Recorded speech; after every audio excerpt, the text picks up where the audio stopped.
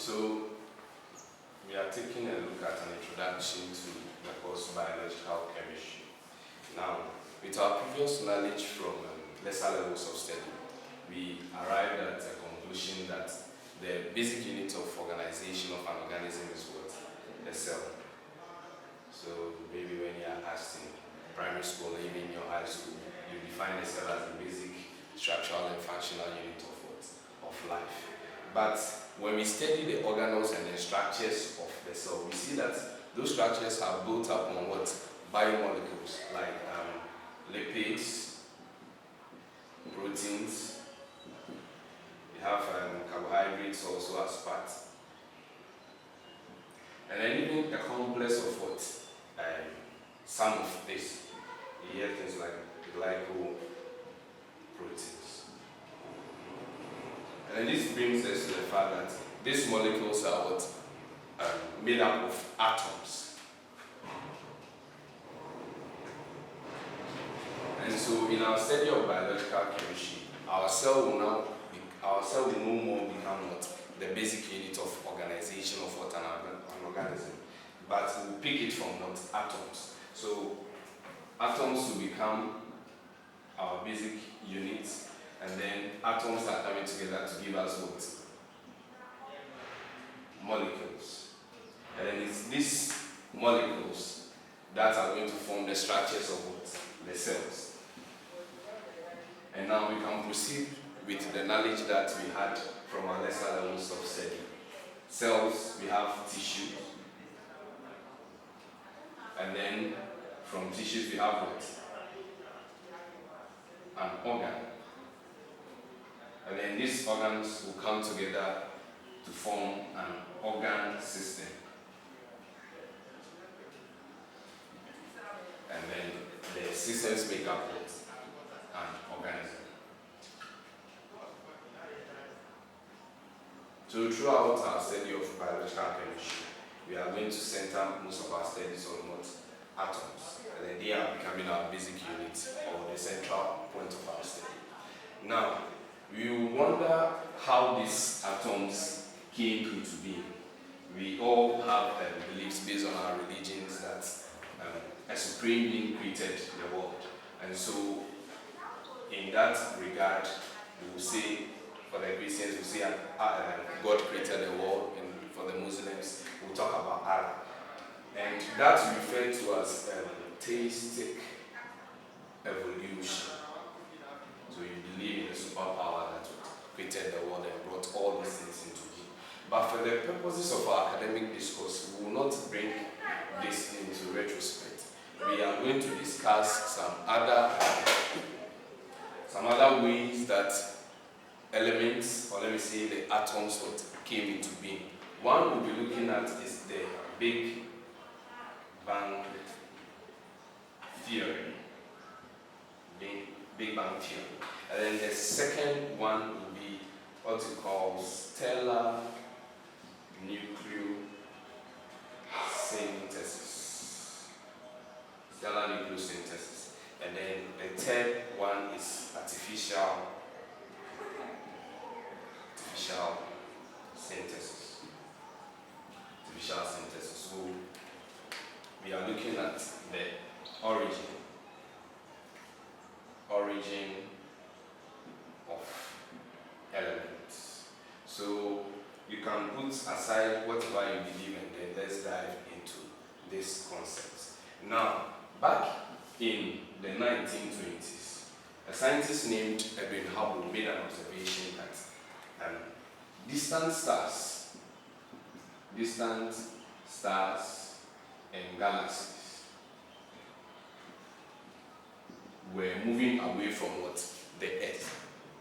And this, he made some implications that became part of the Hubble's hypothesis that our universe was expanding.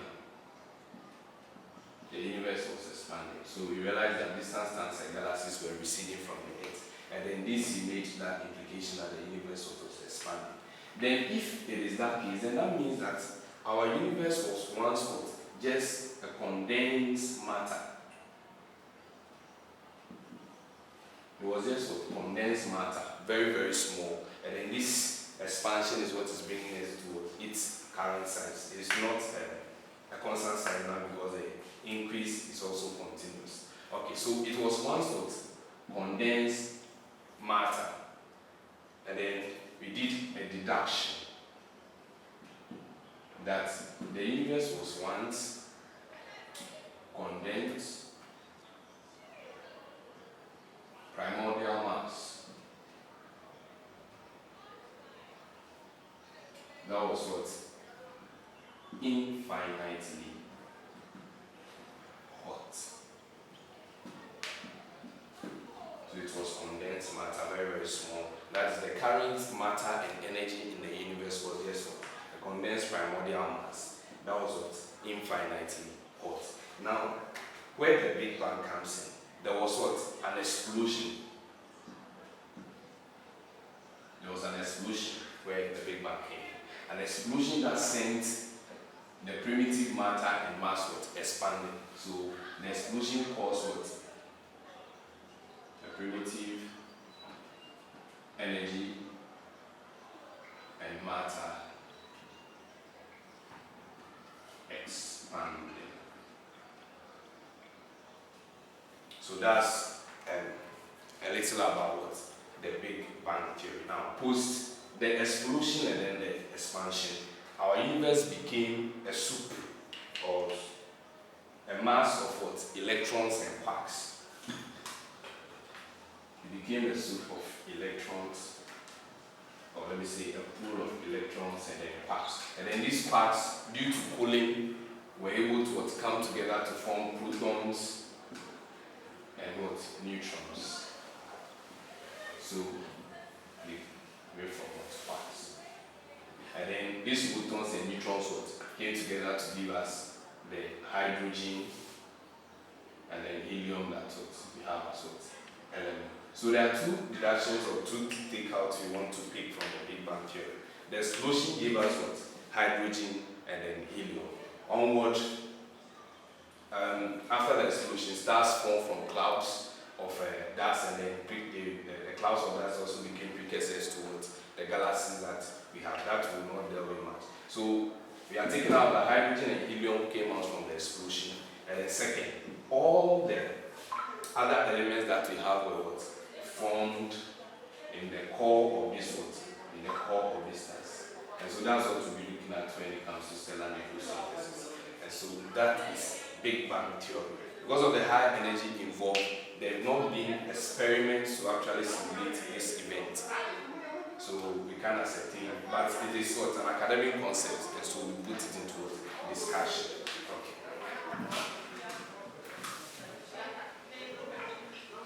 Okay, so we come to stellar nucleosynthesis. It is just the fusion reactions occurring in what?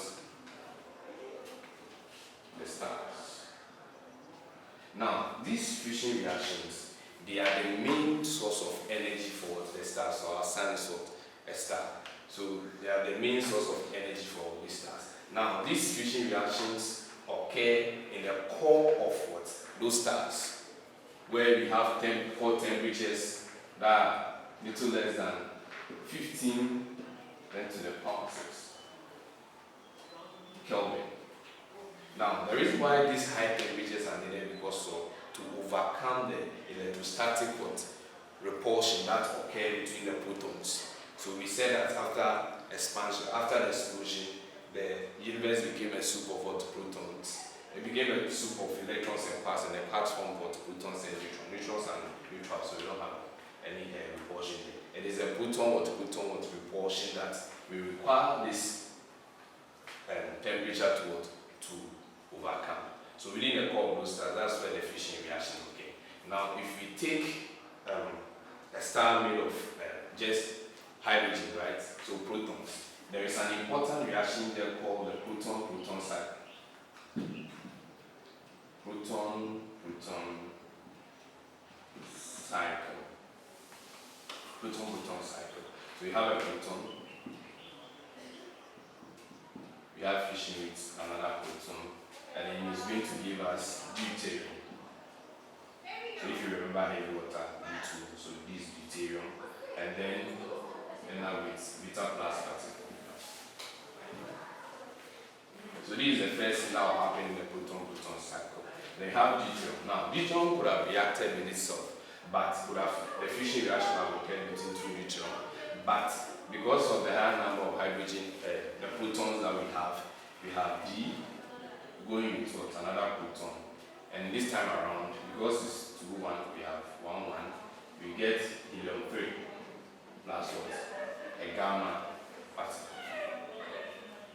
Now, we bend 2 helium-3 nuclei, and then we end up with this, and then 2 of what? Hydrogen. So this how helium-4 is what? Formed in the stars, in the core of the stars. Most of you say that the formation of what? Helium gives what? The energy, or the main source of energy that the stars radiate.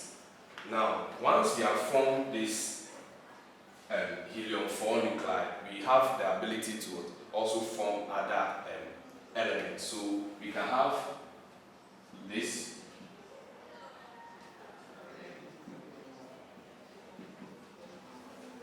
It is going to give us beryllium. Then we can have beryllium going with another helium. So you end up with carbon. Then we can have carbon also going with what? The helium-4 to give us what? Oxygen, 6. You see that is the most abundant ones that we are forming via the fusion reaction. Now, all this happen in the core of the sun, where we have the plasma temperature, the 15 million Kelvin that we mentioned. Now, the biggest nuclei that we can form via this reaction is what? Iron 56. That's the biggest we can form via what? The nuclear reactions.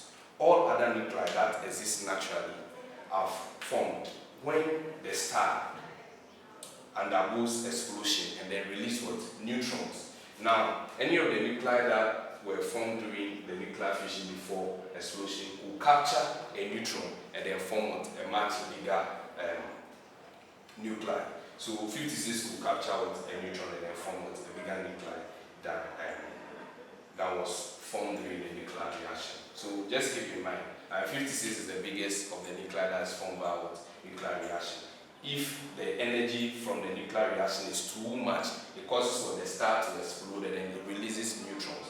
These neutrons are captured by the already synthesized one, and then you can form what?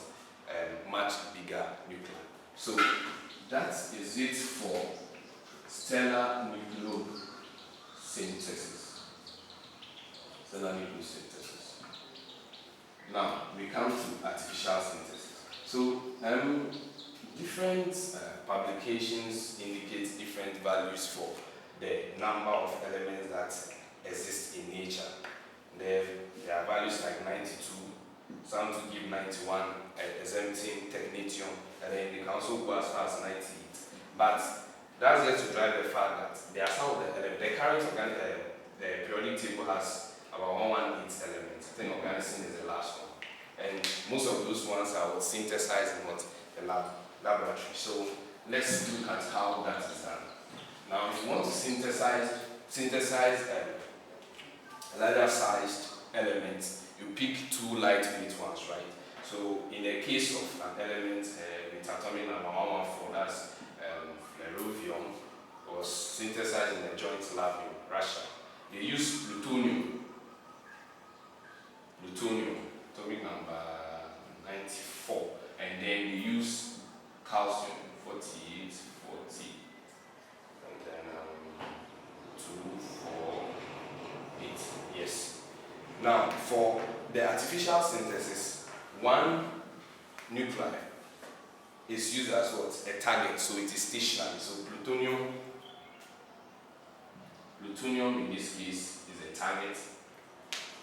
And then one is called a projectile. It's accelerated by what? A cyclotron. And then used to hit what? The plutonium, so that we form what? A new nuclei. So with this reaction, let's look at. So we have 248 plutonium 94 plus 48. We have 40 cows, and then how many of them? So you know that it's 114. Now there are neutrons that are released. So we have a neutron going away. 3 of them. So if you take 3, you will have what? Just 45 and 2, 4, 8, 3, and then you can have this is 9, and then 2, 9, 3. Depending on the number of neutrons that are released, I think. Yeah. So that's it. You pick one nuclide that's a target, it's stationary, and then one other one that's a projectile accelerated by what? A cyclotron. You need to hit it to form what? The new nuclide. So that is what is done. Elements like symposium 2 were also synthesized in the lab. Okay, so that's how the elements were formed. The first two we talk about are the natural ways, and then the last one is what? The artificial. Now we find some elements naturally in our body. So we have distribution of elements in the body. So we have elements about, say we use CHONPS. So carbon, hydrogen, then we have oxygen, nitrogen, we have phosphorus, and then we have what? Sulfur. So what? These ones make up about 99% of what? The elements that are within what? Our body. And we call them what? The major elements. There are some others like magnesium that are found in what? Trace amounts. Now, there is a reason why not every element is incorporated into what? The cells of the body. Some reasons have been researched, and then conclusions have been arrived at. Some of them are radioactive. So they are not incorporated into cells. And most of them are some are artificial. So you can't have symposium naturally occurring in the body. Some are what? Innate. There is no reactivity found in them. And then the last one is they are toxic.